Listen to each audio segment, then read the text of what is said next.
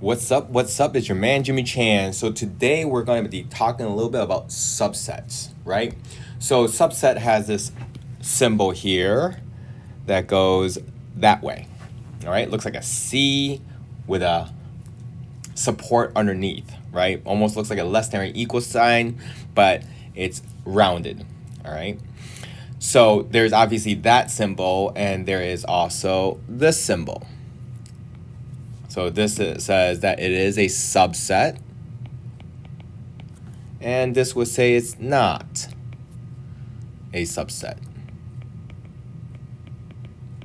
Okay, so let's say, for example,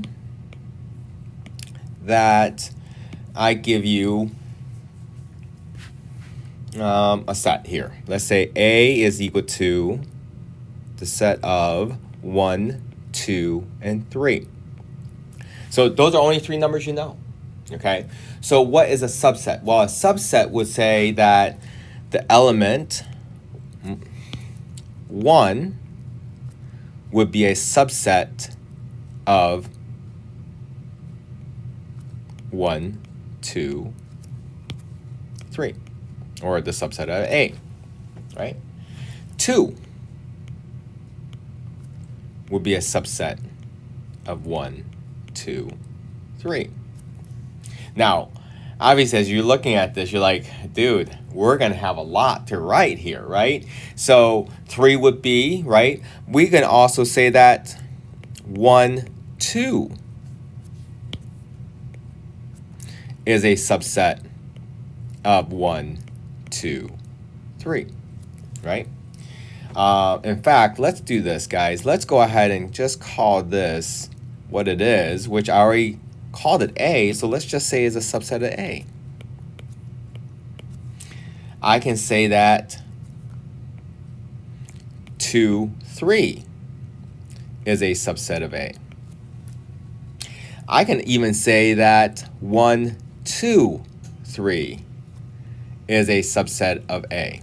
And as you can see, there's a whole lot missing here, right? I can write 3, I can write 1, 3, right? So notice that it says right here that every set is a subset of itself. So that's why I wrote this one here, because notice I wrote 1, 2, 3. Well, the 1, 2, 3 is there, and it's still a subset of itself, right? Now, better yet, also that the empty set is also a subset of A as well, okay? So we got to remember that as well. Now, what's the difference between a subset and, heck, let's do this. Let's keep on going. I'm going to go ahead and write majority of these out. 3 is a subset of A as well, right? So I have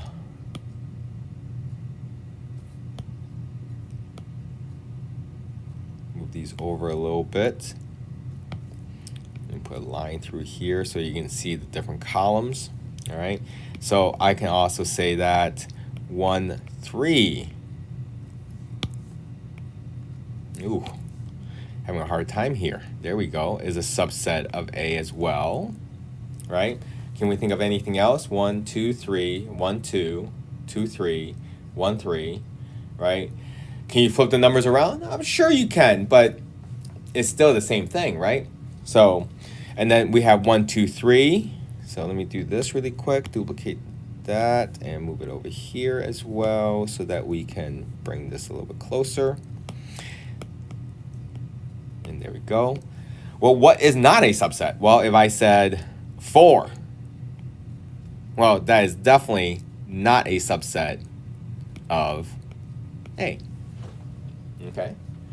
So what's the difference between a subset and a proper one? Now, proper one, if you notice, it looks like just that thing without that line underneath, right? So it almost looks like just a less than sign. Well, so the difference is that for it to be a proper subset, set A is a subset of B, and set A and set B are not equal. So essentially, if I was to use A again, we would have exactly the same thing,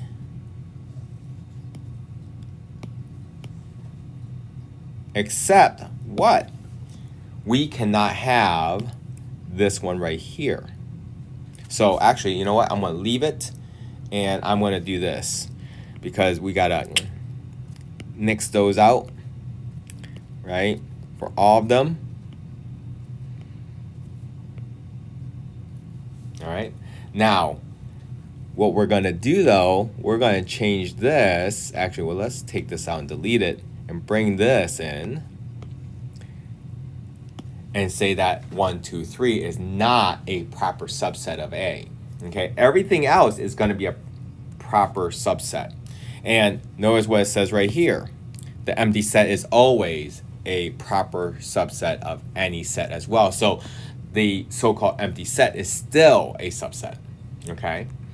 So the biggest difference between subset and proper subset is saying this.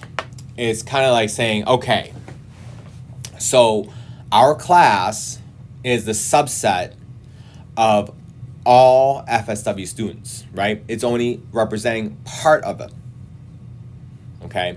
And because we're only representing part of it, we are also a proper subset.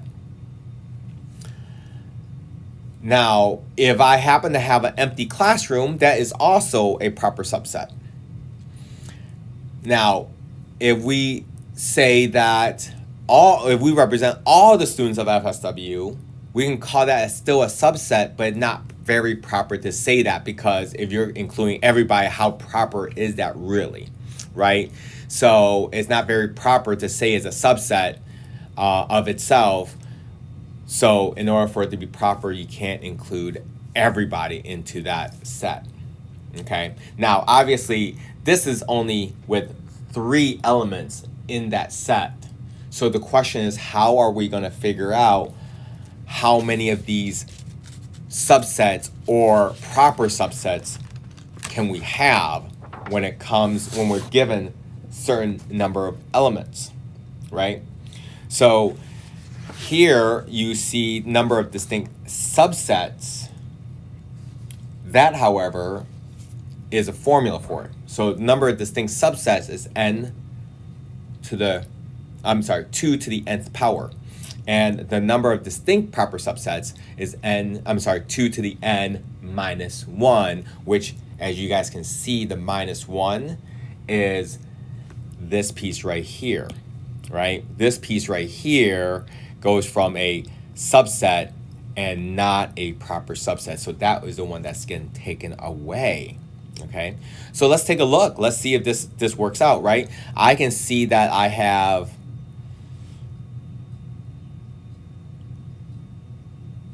eight.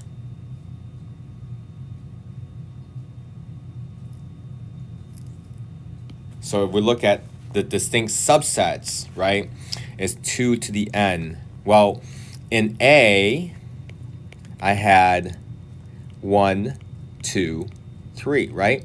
So what is the number of elements in A? That is 3. So that means this would be 2 to the third, which is 2 times 2 times 2. So I should have 8. Not 8 elements. What am I talking about? 8 subsets. Okay.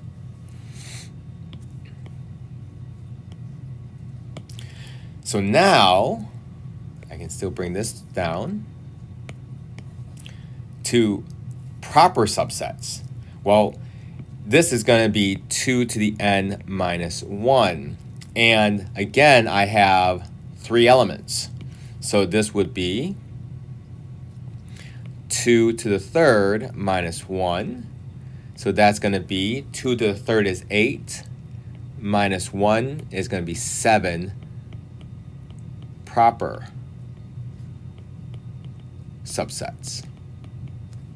All right. Well, hope that helped. If there's any questions, please let me know. Talk to you later. See ya. Bye.